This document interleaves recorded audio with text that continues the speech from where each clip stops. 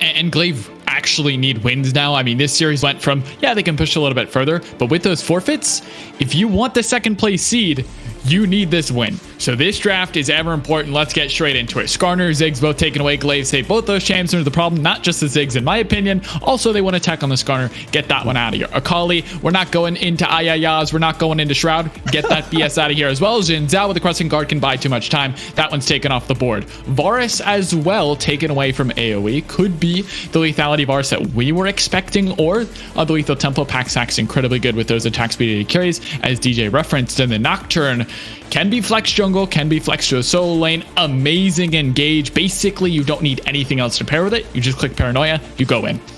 It's the most banned champion against Glaive here. And unfortunately for AOE, they didn't have a choice. They have to ban the Ezreal this time because of, they are on the red side here. Unfortunately, they don't get the safety of leaving that up. And yeah, they are the ones actually now opting for the Tristana here. Without the Ziggs, without the Varus, you don't have that same zone control, that same poke. And this Trist, we talked about last game, can be flexed between mid and AD carry. For AOE, I'm not sure if Runeweaver plays it so much. Yeah, it's not exactly something we associate with him. So might be tipping their hand a little bit early as to what the AD carry is going to be.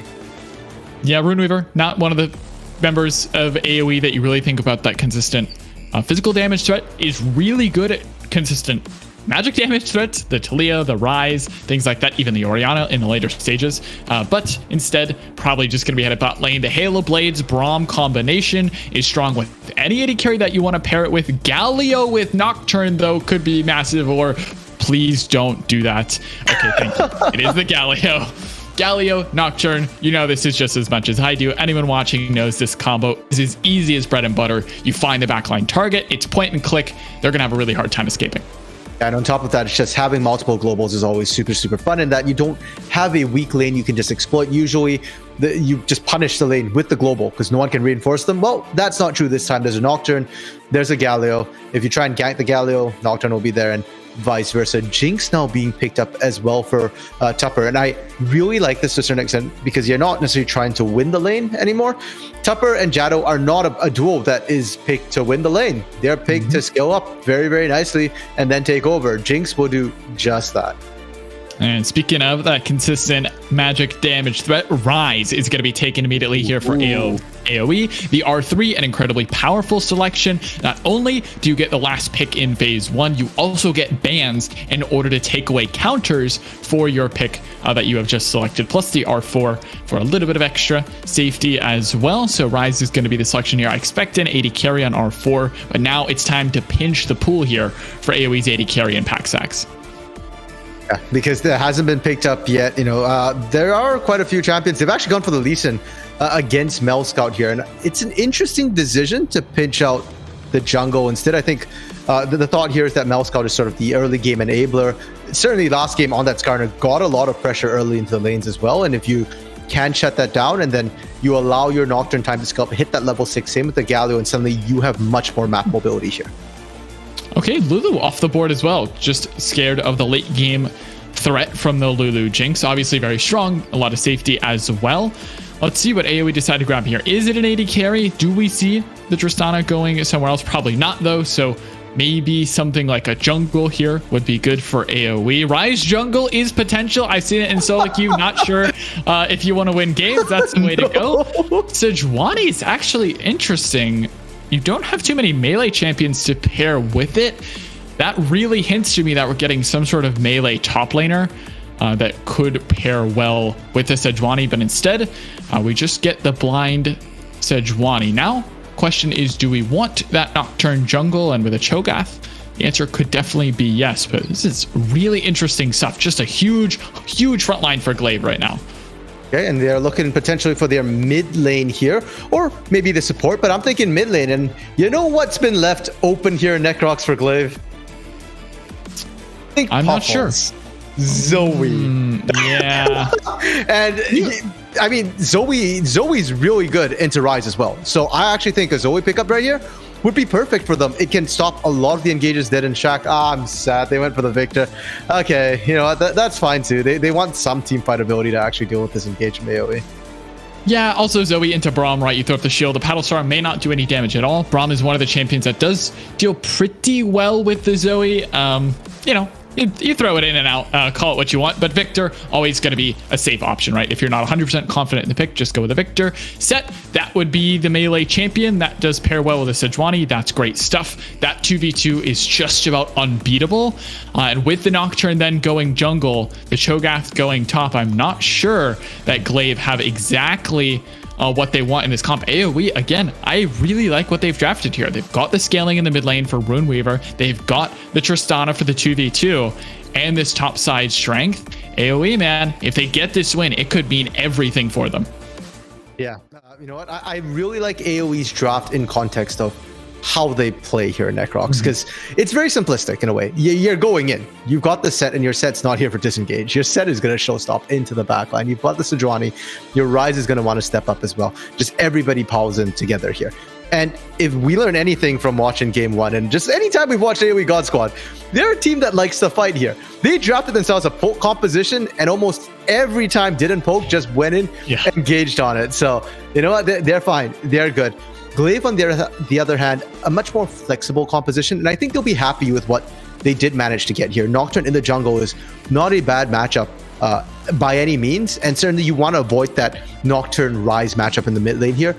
Sejuani's not going to punish you, so you should be able to hit 6 quite comfortably here. And what Glaive Onyx are going to look to do is not group up. Your Victor is not there for a big AOE team fight wombo combo. It's there to dissuade the aggression there. You drop the Gravity Field, you drop the Chaos Storm, and AOE God Squad have to separate, have to spread out. They don't want to be eating the entire storm to the face.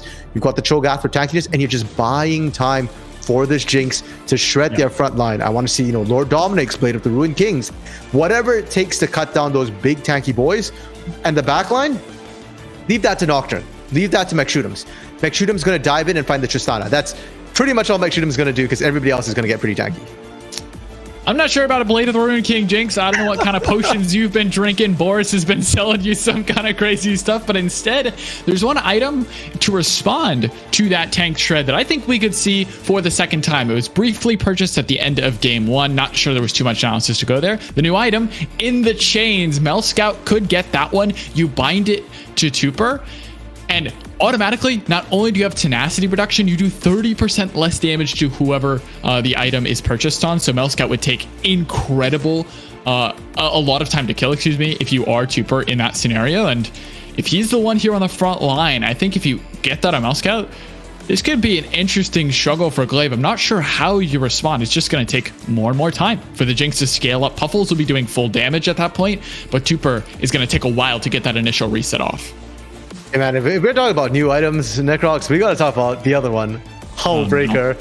It is the item of my peoples. it buffs up minions here, and I'm looking at the set as well. You build both of that, and suddenly Giga's not gonna be able to deal with the minion wave push. You know, against those like buffed up siege minions, and on top of that, like you said, 30% damage reduction onto Tuper. Nobody's really going to be able to take this guy down, and the build path as well for Hullbreaker is really nice. Pickaxe Phage, both of which are fairly comfortable for the set, and the fact that once you actually complete it, set also gets increased health regen on top of his already busted regen here. So you know what, I think we're going to see potentially both new items come through. What is this sorcery? Please get this item out of my game. All my top laners just gonna mute all at the beginning of my lobbies and just perma split push with Hullbreaker first item. I don't know. I think AOE have a good team fight composition. You do absolutely have side lane threat. Ryze is notorious for his side lane threat. Of course, probably doesn't need the Hullbreaker to assist with it. The wave clear is good enough. And Desu could opt for something like it if they do really want to stick to the 1-3-1. The problem is these side lanes against Nocturne become really difficult to deal with. The lights turn off, the communication goes AWire, and you don't know, and you can't TP to help your teammates. So AOE need to be careful if they want to play that game. And for AOE, you just want to try and group up as soon as you can here. You're not really looking to try and play two separate for the most part. I think only pretty much Ndesu is going to get away with it. If Ryze is trying to split push against the Galio Nocturne, that's not exactly safe. If Puffles is there at the Victor, Giga's there at the Cho'Gath. That's almost a guaranteed kill. And for Glaive, extended laning phase, that's always good when you've got globals here. So I don't expect to see Glaive pushing the pace too much. They're looking to skill up. They'll be kind of comfortable there. And it's more AoE God Squad who I'm expecting to see. I mean, we saw it last game with the Ziggs. They don't have something to take quite as fast. Tristana's still pretty good at that. But I think we're going to see a lot of explosive action in the early mid from AoE, and then later on from a bit more from Glaive. I would expect level 6 on out, that to be the main breaking point. Sejuani's gank power explodes along with Nocturne. So both of them really just waiting to hit that break point. Final question for you here, RMC, before we get into the game. Glaive obviously need wins now. They need 2 straight wins in order to keep their second seed. AoE, if they want to push further, they want to secure themselves a playoff spot, they need to continue the pressure for either team. Where are we looking to make these wins happen? For AoE or for Glaive? Because both of them need wins right now. Either one. I mean, they both need wins, but which either one you want to go with? Hit me with it. Okay, you know what? For Glaive, yes, you've got the Jinx. Super. Great late game carry, but you know what? Like you said, Anathema's change is going to completely mess up that Jinx. So I'm actually looking at McShootums here once again on the Nocturne to make things happen, to find the picks, to get his team snowballing to a point where they can really pop off. For AoE, I think my eyes are on Ndesu on this set. There's just so much this set can opt to do here. And yeah, I mean, like you in lane, you should win. You can split push with that. In team fights, if you showstopper or Cho'Gath into the back line, good luck Puffles, good luck Tupper. It's really going to hurt. If McShootums dives, again, I'm still looking at Ndesu potentially to provide some peel if he's close enough. So I just feel like there's so many things Ndesu can do that I'm going to be looking at him to make things work. Showstopper health bar popper here for the set onto the Cho'Gath matchup. I expect health bars to explode and dreams to be shattered. We'll be right back as we get up onto the rift with our Finnick, Cass, and DJ to bring you the call for game 2. Stay tuned. Welcome one, welcome all, and welcome back to the Excellency Heavy League. My name is Finnick, joined on the desk today, as always, by the lovely DJ, and we are into game number 2 between Glaive, Onyx, and AoE God Squad. Glaive, not the strongest showing game number 1. They've got a different style of team fight comp, much easier to engage on that Nocturne. We'll see how it plays out for them. What are we looking for from AoE? What we're looking for from AoE here is, once again, a lot of tanky bodies, and I was actually swayed by something that one of our analysts, Necrox, said on the desk. I think what's making me very happy about AoE's composition is the Anathema's chains that were mentioned. I think this item should absolutely be built in this game. I think that item is so good into things like the Jinx composition. If you look at this comp for Glaive, Jinx is the only one really doing damage to any sort of frontline member. It's always about Jinx in a Jinx comp. And with that item, I think you can just really mess her up with either Sejuani here or this set. I really like what AoE has done here. And this game, we get to see the dark side here of Runeweaver, as I like to call it, in the sense that normally he likes to play the Talia and then shove and roam. But when he plays something like a Rise, he loves to carry and play for himself and his damage, and I think he'll need to do so with all the tanky members on this team. Victor, of course, has a better laning phase than he did pre-Season 11. As we are Season 11 now, right? Yeah. Yeah. Oh, yeah. Yeah, we're Season 11. Yeah. So we know that changed with Season 10. The change to his laning phase. I'm sorry. I'm because they changed this passive. Hey, you were right that we're in Season 11, though, right? Yes, we are, but no. The Rise passive change is not new news. Never mind. Still, his laning phase is going to be better than the Rise's. And late game damage-wise, Victor doesn't do too badly, even without the eponymous Hex Tech item. Yeah, Victor always going to do great in the late game, but again, I play a lot of Victor. It's more of a thing of access, right? And that's sort of the issue sometimes with Victor. Is similar to something like Isaiah. He can do some poke with the laser, but more so he likes people to kind of come into him where he can drop that gravity well, drop the Chaos Storm, get a little speed up from his Q, and kind of go to town, running around the fights a little bit harder to get through tanky members and then get to backlines with that Victor. So it'll need good execution in the later stages of the game, and it'll need McShootums to engage well on this Nocturne. Trading comes out here in the bottom lane. Fearless here is Paxex, but ends up being a pretty positive trade there for Glaive. Yep, half health of a support for half health of a support and AD carry, as we see actually an invade come in from Indesu onto the Nocturne, taking advantage of the early damage that comes out of that set, buying space for the Sejuani, and actually Runeweaver making his way over right now. We'll see if that turns into anything, but bottom side is where Directed Camera wants us to be. It's a two-man taunt. Kenny Masterlin has the flash, or he was dead there. Paxax in trouble. Has the flash again. Shadow flashes in, unable to get the connection. Wins the war. Flash first blood for Tupper, and he's excited. That'll be a double kill.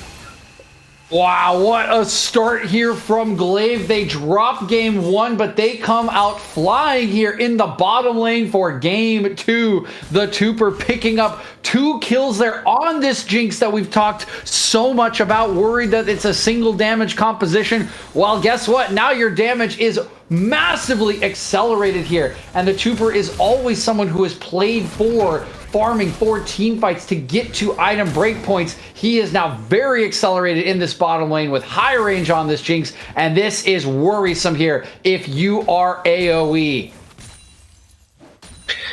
Yeah, ain't nothing like 2 Jinx kills to start off a game. Of course, if Jinx gets ahead of Tristana in lane phase, then Tristana's power drop in the mid game is even worse, as Jinx ain't too bad on 2 items and Desu in trouble top lane, taken down by McShootums. This is early tempo that we didn't see from Glaive last game, and I'm glad they're getting it this game. Yeah, it looks like Glaive was just peeved at the fact that they lost that game 1, because they are coming out of the gates flying. That gank was really deep there from McShootums. He's all the way in the enemy jungle. He's coming from an angle I don't think Andesu expects. I think Andesu's probably sitting there thinking, yeah, this lane state's fine, right? Shoving into my turret, I can just hold him off here. And suddenly there's a Nocturne coming out of your own jungle. This will result in the cross-map play, and very early first Drake going to be over to AOE God Squad. So at least they do have an answer. But like you were saying, I love to see that Glaive is fighting back. They are not happy with the way that game 1 went, and they want to impose themselves on this game 2.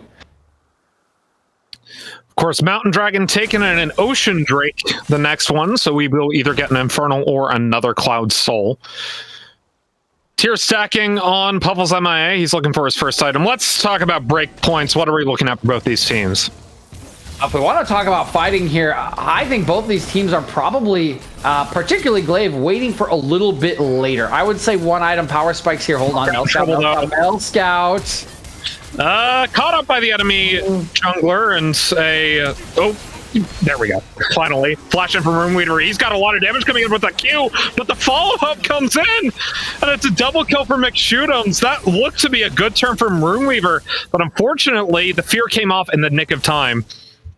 Yep, the fear comes in and gets the double kill for McShootums, and we wanted to talk a little bit about spikes there right before we went to that fight. Finnick, well, yeah, guess what? Rise on no items, not the strongest champion just yet. Yeah, he had high HP, but he doesn't quite dish it out like he needs to when he's on 1 or 2 items, mostly 2, and that's why he cannot clean that up. He gets feared up, he gets taken down, and everything is coming up Glaive here in the early game. I was just about to say, I think AOE will probably be a little happier with their 1 item power spike. You know, Sejuani will get very tanky. Set is extremely strong on the Stridebreaker, even post-nerf. When he gets his 1 item power spike in Tristana, always a threat for the all-in with the Kraken Slayer. But with the way things are going, Glaive might be arriving to their 1 item power spikes first, which will make it difficult for AOE to fight them on even footing. And I would say once we get to 2 items, Glaive is going to be feeling very, very happy. That's when some of the power really comes online here for Puffle's Victor and for Tuper's Jinx. Jungle play coming in for McShootums towards the top side of the map, as there is a large wave here, but I don't think he will look for the gank. Maybe he does through the tri-brush. The wave not favoring a dive, though, so he will just channel his recall. Mel Scout making his way top, but at the same time, might actually get caught out Oh no, here comes a Nocturne! Goodbye, my friend! He is able to get an ultimate down onto the enemy Nocturne. He flashes, but still taken down, and the sniper help comes in from McShoot'ems. And now Giga's on a Mel Scout, and Mel Scout, unfortunately, Sejuani cannot solo kill a Cho'Gath at this point in time, but in comes the ult from the Rise as McShoot'ems goes down to the Victor, or not McShoot'ems, Mel Scout goes down to the Victor. That's a rampage for McShoot'ems, and now Runeweaver in trouble. He gets a Rune Prison on to Puffles, and should be able to make his way out, but it's still a 2-for-0 for Glaive Onyx in the top lane. Glaive are just playing everything on a knife's edge and coming up spades here. 4-0-1 was McShoot'ems. And this, Finnick, we needed this from McShoot'ems. That was a rough game one for him on that Hecarim. He got picked off time and time again right before objectives, but now he is the powerful member. Look at him here. Yeah, he almost goes down. It's so very close with all the CC, but he gets the flash away at the critical moment. The Triumph comes through, and then the kiting, the CC from all three members as Puffles arrives is beautiful. Mel Scout doesn't quite have the damage. They can't get it done, and now Runeweaver is all alone, destined to fall there. He can't clean anything up. He does get the phase rush proc, which gets him out to safety, despite what you would have expected, but another good play from Glaive. They are 7-0 up here, 3.5k gold, Finnick, and this is a clapback here from Glaive. You know, I meant to put my channel points on Glaive. I would like to put it for the record that whoever did the channel points put Glaive on the number 2, even though they are blue side this game, and it confused me. So I'm about to lose channel points twice in a row, and I'm not feeling happy about that. But This sounds like a you problem, Finnick. Well, you also voted for God Squad, so don't tell them that. 17.9k to 14k. This is almost a 4,000 gold lead for Glaive Onyx at the moment on their AD carry and jungler. As waves push in, dragon spawning in 20 seconds. Yep, dragon is spawning. Remember that AOE did get the first one, but I don't know if they're really in position to contest for this one. You can see that Paxax really hasn't backed for anything. Another Galio engaged. They're able to get the rocket jump out of the way, but he has to flash away from McShoot'ems, who's in with the Paranoia. Now in trouble from the Brum ultimate, stunned up. Here comes the Galio, in with the heroic entrance. He's able to get on a Mel Scout, but McShoot'ems might still be in trouble. He's still getting taken out by a Justice Punch, though. Shadow has to flash out of the way. Runeweaver is here, has the Rune Prism available to him, as well as Spellflex and all the rest of those spells. Did not use his ultimate to get down there, but it's a dead jungler. No objective to be taken for either team. Oh my god, Finnick, I don't know what kind of blood magic McShoot'ems is using now to change his luck around, but this man's is living large here. 4-0-2, just completed the Stride Breaker there. Alongside the Kraken Slayer that comes in from Tooper. I mean, any other situation there, Finnick, he dies. He dies there. That peel was excellent. That play from AOE was excellent. They had him rooted up, CC down. They just didn't have the damage to kill him. He walks out with a sliver of HP once again, laughing all the way, keeping himself deathless and just adding to the tilt here from AOE. And with those two items already in, the acceleration so big here, 8-0 kill score. No way they can contest this for the Drake for AOE. I do love, again, what they're doing here, cross-mapping it. It's the best thing you can possibly do as this dragon does fall. But now, an extra 5 minutes if you wanted that Drake soul. Glaive Onyx should be able to get this, and indeed they do. And it's another Cloud Soul. Second one in 2 games. We'll see how that works in game 3, though. Paranoia gets channeled. Rocket jump out of the way. She's still nearsighted, though. They're turning on a McShoot'ems. Here comes the Galio. He can't get a ton over the wall. That combo no longer exists, but it doesn't matter as that's a dead Paxax and a Justice Punch immediately on the TPing and Desu. He gets his Showstopper, but he still has to flash right into McShoot'ems. Haymaker used, but he still goes down despite the shielding. Mel Scout, though, in the meantime, has picked up a Rift Herald. Looks to use it top side, but it's still 2-0 for Glaive Onyx. I mean, what is happening here, Finnick? The coordination, the expectation from AOE, it's just all over the place. That TP is so late. after the 80 carry's already about to fall. I think the call is to try to come and support, but you got to remember how far ahead Glaive is. It's so hard to stay alive against these engages, and showing up all too late is Endesu. And what is that, the second, third TP we've seen that just comes in late from AOE, consigning an extra member to death? They need to get it together here, because this game is quickly accelerating away from them. Already down 6k gold here at 13 minutes, and any more here, Finnick, and I think this might just be unreachable. 4 mythics completed for Glaive Onyx and none for God Squad, although they do have a Blade of the Ruined King on Endesu, as that is a chem tank on Giga. Feels really nice. Stridebreaker on McShootums as Urtel gets taken mid lane. This actually might be first tower, but it might be traded back around onto the enemy mid laner as I go ahead and take the ult out of the way. Leandri's Torment completed on Puffles with the Kraken Slayer on the Tupper. Yeah, it's just such a difference here in itemization. Glaive is so far ahead. I would be interested to see the gold here from production, just to see which member of Glaive is the most ahead of their counterpart here. It's probably McShootums there with 4 kills and a nearly 20 CS lead at the moment, but everyone just so very accelerated on the side of Glaive. And again, these are members that can scale. McShootums can just go on top of your backline every single time. Giga is just going to pile up more feast stacks as the game goes on. And that Jinx that we were talking about, we were worried about the Anathema's chains. Well, they are nowhere near for any of the God Squad members, and this is already a 1-item Jinx, probably going to be basing fairly soon for a component. That is not what you want to see when you are fighting against this kind of composition. Puffles might be in trouble though. Flash in, flash out. Here comes McShootums. Shadow's in with the ultimate as well. Looks for the 2-man taunt. Won't put it on a Rune Weaver, but Rune Weaver still goes down to McShootums regardless. And with the taunt, that is an easy double kill for McShootums.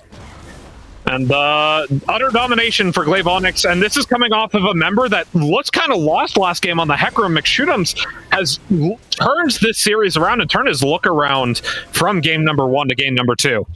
Yeah, what a turnaround from game 1 to game 2. We needed more from the mid jungle here from Glaive Onyx, and we are getting exactly that. Their combined score 8-0-9 here, and I'm gonna cast a curses. I know I am, Finnick, but we're in perfect game territory here right now. There is a dead dragon for AOE God Squad. Oh, you're right. Oh no. Wow.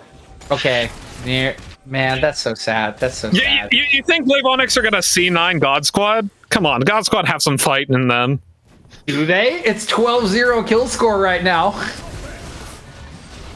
It could be a shutout, but that's a caster curse, and we all know that AOE God Squad is going to get at least 1 kill this game, right? Right? I mean, CLG got a shutout this weekend, so anything's possible. That's true. Anything is possible as they're trying to get Giga. This is not Stunned up to the Sejuani. Giga still in trouble, but here comes the Nocturne. He turns right back around. Sejuani is not nearly tanky enough, and Dessa pops the showstopper, but he still falls. Double kill for McShootums. Yeah, if you wanted that kill that we were talking about, anything is possible, yeah, except maybe killing a 4-stack Cho'Gath here with 142 CS and a full completed item at 16 minutes into the game. That does not seem like the thing that was going to work here, Finnick, and it does not. McShootums arise from halfway across the map. The paranoia coming in again, and 8-0-4 now is McShootums. The turnaround of a lifetime here from game number 1. What a performance from him and the rest of Glaive. Everything has come up in their favor, and it's very early to be saying this, Finnick, but this one is looking like a victory already and looking like we're headed to a series deciding game 3. They're up 8,000 gold at the 17-minute mark. That is a lot of gold. That's like that is 2 full items. That's more gold than I see in a normal game. That's more gold than I see in a normal game, Finnick. Like a full game. One of those items is a completed Sterix gauge on McShootums. He's going to be even harder to take down in these fights as he dives backline. Oh, here's a fun one too. We were talking about the Anathema's chains on God Squad. Guess who actually built it? An Anathema's chains for Giga. It's completely reversed. He can't die. Card right there. It's like, you know, flips it like Seto Kaiba, like flips it around in a reverse card. Yep. Oh yeah, trap card has been revealed here. Giga was listening to us all along, both us and the analyst desk. He's like, no, this item, this one's mine. Honestly though, it makes sense, right? With how far behind AOE God Squad is at the moment, if you just pick a member, whether it's Endesu, who looks like he wants to split push with this Blade of the Ruin King, and you say, okay, I'm just going to attach this to you. Well, you're so far ahead. There's it goes from like being 0 chance of you dying to like negative 50% chance that you die. Like they'll just like literally die by like existing near you at this point. Like that's how far ahead you are with that item. So it does make sense to me here for Giga. I think this is actually a pretty wise choice, but it is a little funny with the narrative that we've been setting up here about the Jinx composition, Finnick. You know, I would like to point out that Nocturne is not a bad source of damage in this early game. Neither is Victor. You know, maybe we overstated the 1 damage source from Glaive Onyx, perhaps. Yeah. Or perhaps Glaive Onyx are just too far ahead to be really that taken into account. Baron spawning in a minute here will be the next objective. Glaive Onyx position around it, taking vision into the enemy jungle in a little bit. Only has a little bit of offensive vision at the moment. Yep, just a little bit, but that mid wave already pushing in. The mid lane turret is down, so map control definitely in the favor of Glaive Onyx, as is everything. You know, everything is just Glaive in this game. They're throwing them all over the place, whacking them in the face with it. The Glaives are out in force. Another Paranoia popped here. I don't know if they have a target for this one. Nope. Instead, they got a 2-man Galio taunt, but it's onto the 2 tanks. Melt Scout still melts, though. As the Braum Ultimate comes in, here comes the Rise. I might actually be able to get a kill onto the enemy bot lane support, and he goes down, but it's traded back right around on the Melt Scout. Kenny Master Lindo dives into the back line, looking for Puffles to flash over. Still unable to get the concussive blows proc, though. And Puffles pops a gravity field to get out. It's a jungler for a support. Glaive Onyx are happy with the trade, although the shutout is gone. Runeweaver's making a long route here. I think Puffle's gonna die too. Yeah. Okay. Essence Flux Q does that to you. But this mid tower is going to fall fast between the demolished procs of Giga and the bomb from Tupper. And the Rift Herald as well. They're actually looking to charge this Rift Herald right onto the inhibitor turret. Oh yeah, I mean this one's not going to take damage. Runeweaver's off to the side. He's gonna get flashed on. Runeweaver, well, he's gonna be feared. Gets out of the way. In comes the Sejuani, but they're knocked up by the Cho'Gath. Boy, oh boy, McShootums love the aggression here. He knows how strong he is. Finnick in this game. Getting a charge off. Wow, that is poor. Yep, that's not great. That's not great. That's a. There's a couple now stains onto this likely victory here for Glaive Onyx. The Drake, the 2 kills now are in, and yeah, that's a bit of a fumble there with that Rift Herald. That certainly could have done a lot of damage. That could have been base opening for sure, getting that charge onto the inhibitor turret, but alas, they will have to rue that mistake in the VOD review. Still do have full control over the map, but we have seen a little bit of fight back here from AOE, and some of that gold has gone onto the important members. Runeweaver gets the shutdown, and so does Paxax. It's exactly where you want that gold. I still think a comeback here, we're not talking really a comebackable game just yet. We're going to need at least 2 or 3 more of those kind of mistakes, Finnick. From Prison on to Giga, though, he's in a 3v1. Still very tanky, over 3,000 health. They get the Glacial Prison off, and the knockup comes in. Here comes Puffles, here comes the Galio, and that is going to be a dead Sejuani very soon as Shadow nearly misses the Winds of War, but they got the Super Mega Death Rocket, and Desu, the next one to fall. Pops the Showstopper. He's not long for the world either. Flash in, and the Death Ray does him in. Oh no, the knockup over the Blast Cone. Oh, Glaive just running away with this game. Yeah, almost the injury. That would have been injury to adding insult to injury there, Finnick, if they had killed Kenny Masterland after the blast cone did not take him to safety. He'll hang around here, but this one is a Glaive Onyx Cloud Drake here. They will move themselves to Soul Point. They're walking over into the Baron area. I don't think they can quite take it just yet. Timers are pretty low, but honestly, at this point, I mean, look at the itemization here. Yeah, 2 items everything, right? Like 2 items mid, 2 item jungle, 2 item AD carry, 2 item top laner. Like, you could theoretically just walk over and do this Baron. The only member on 2 items on the enemy composition is Runeweaver, so you could peel off it and very comfortably win the fight. But they will just elect to get some vision here. Maybe even test something out. TP, though, coming in. I believe this one from Endeathdu. Shadow caught up by the Sejuani ultimate, or Sejuani passive, excuse me, and taken down by the Haymaker. A little unfortunate that Endesu ends up taking that one away, but yeah, you could be forgiven in this game for some of the green when the scoreline's not looking too good here. But another little mistake from Glaive fortunately won't cost them too much. AOE in no position whatsoever to be walking over to that Baron, particularly for just a support here. And they will have time to get him back on the map. Shouldn't just wants Endeathdu. Nah, I was gonna say that's a little tricky onto even a very far behind set. That's a little tricky. Still 8-0-5 is McShootums. We mentioned it multiple times throughout the broadcast, but this is such a great turn from game number 1, where he looked lost on that Hecarim pick. And grant you, Hecarim is a pick that McShootums is comfortable on, right? That last game did not feel like McShootums was having a good day. This time around, he is carrying his team to victory. They started up the Baron. AOE God Squad, they really don't have a track in. They are in the river. Here we go. Interrupted by the showstopper. So 20 Open hit the tank as the Nocturne dives into the backline. That the dead set. Nocturne goes golden. They get the damage in with the Chaos Storm, and it's already 2 more kills going over. McShootums with the double. Now looking for Mel Scout. This should be a triple kill and a clean ace for Glaive Onyx.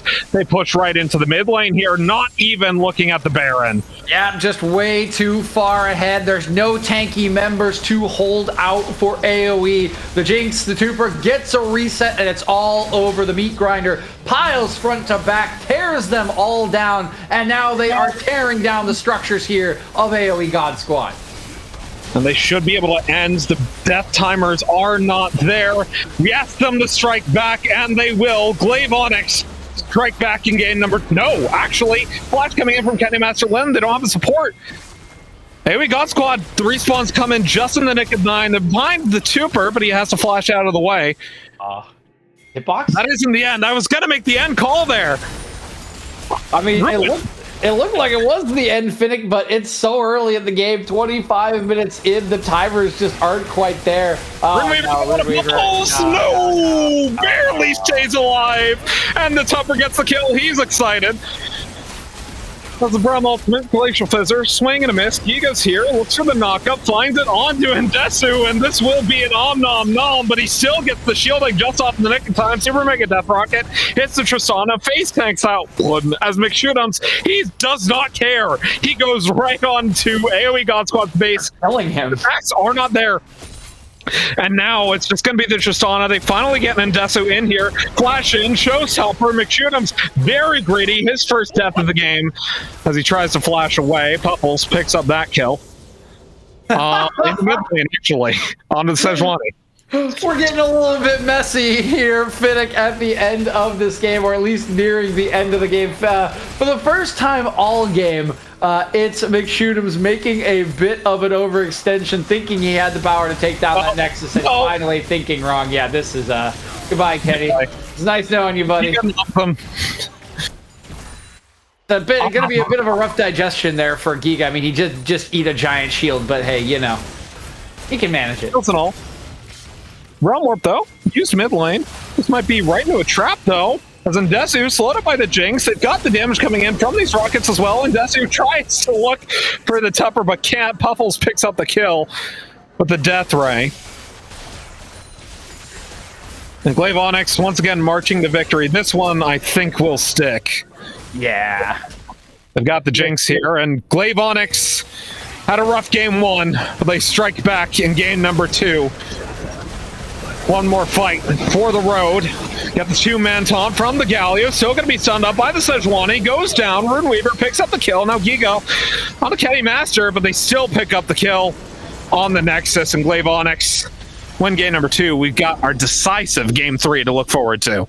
Yes, we do, and that's a little bit more like it here for Glaive Onyx. They absolutely dominate game number two, and from critical members that we needed better performances from. McShootums did not look great in that game number one, nor did Puffles, counterpicking himself a bit with the Azir, and those are largely the two members alongside Giga that got them very far ahead in the early game, getting topside skirmishes, roaming up there. We even had the double kill in the bot lane, so everyone just playing a lot better here from Glaive, and critical that they did bounce back. They didn't let game one affect their mental, and they showed us what Titans they are here in Heavy League in that game two. But like you're saying, Finnick, we got a game three, so there is another chance for AOE to prove here that they can stand up and win this series. It's all going to come down to that. And to get you more info on that second game and to lead us into game three, we're going to head over to our analyst panel, RMC and Necrox. Take it away.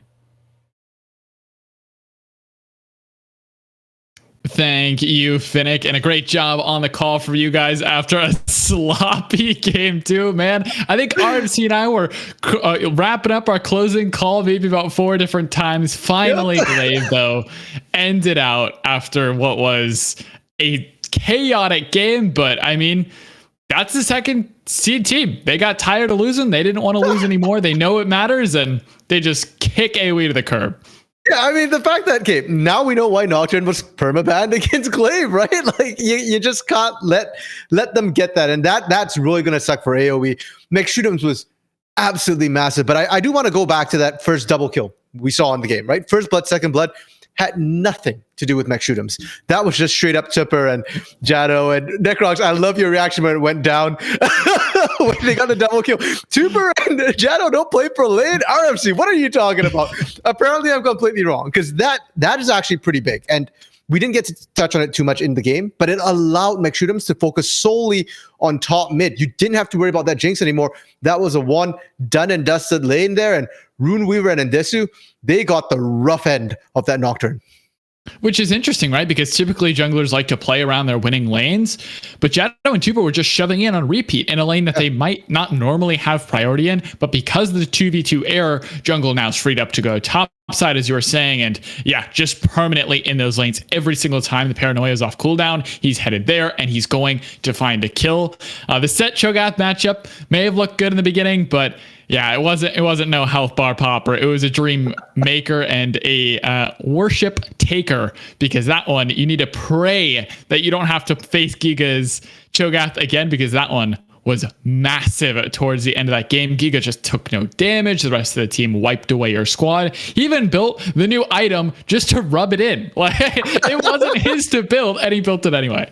I mean, I just think Anathema is solid on everyone, right? Like, but the fact that the Vendetta, I believe, was put onto Paxax the entire game. Like, he didn't even use it on Ndesu, even though they were technically in that 1v1. That's just nasty. I'm very sad Giga didn't build the Hullbreaker, though, because I was promised that, Ndesu was going to build it, and Ndesu didn't get a chance. So come on, Giga, if you're going to do that, give me my Hullbreaker, buddy. Yeah, honestly, and maybe you can actually be promoted back to Giga instead of the boss, because from now on, anytime you're mentioned, you're not actually Giga. You've been demoted, sadly. But game two, obviously, we had a lot of fun watching. Glaive had a lot of fun. AOE, probably not so much. And this is probably the most important point to take away. Mentals. You have to keep yourself collected and cool after such a massive defeat. That game realistically was lost within the first 10 minutes. The rest of it is just the aftermath, waiting for Glaive to clean up the match. You have to make sure that every misplay, every slightly mistaken error after that doesn't cost you your mental stake, because this next game decides seeding. It decides whether Glaive get the bye in the first round or not, and it may, depending on next week's matchups and how they play out, make playoffs or not. Like, AOE need this series, and game three is going to be, as our caster said, decisive, at least. And as we stand right now in terms of the standings, we have gotten some results here from who flashed that fight and New Age Frost, and they're currently 1-1. New Age Frost actually taking a game off who flashed that fight. It's huge because now they're only, I believe, 2 games behind AOE here. So if AOE don't win this one, and say New Age Frost pulls up another win against who flashed that fight, who are comfortably in first place, AOE, it's getting dicey. And for Glaive, again, we're now 1-1 in this series.